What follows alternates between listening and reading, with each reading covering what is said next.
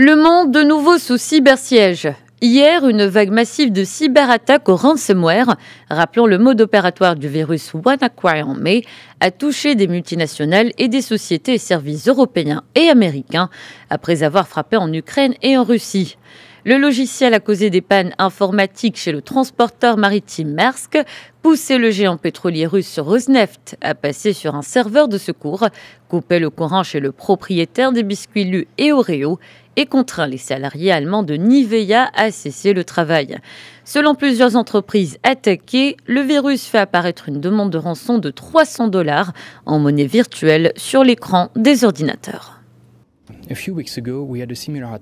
Nous avons eu affaire il y a quelques semaines à une attaque similaire appelée WannaCry, qui a déjà ciblé beaucoup d'entreprises au niveau mondial. L'attaque actuelle a le même mode opératoire, cibler chacun des ordinateurs des entreprises clés en y installant un logiciel de demande de rançon et par la suite fermer l'ordinateur et demander $300 pour le rendre opérationnel de nouveau.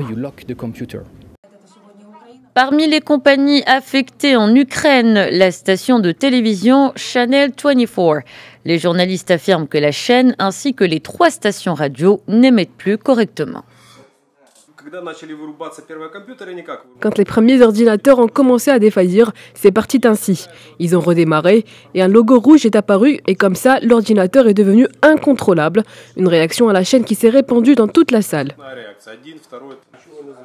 Le 12 mai dernier, un autre rançon logiciel, WannaCry, avait affecté des centaines de milliers d'ordinateurs dans le monde, paralysant notamment les services de santé britanniques et des usines du constructeur automobile français Renault. Ses auteurs réclamaient également une rançon pour débloquer les appareils.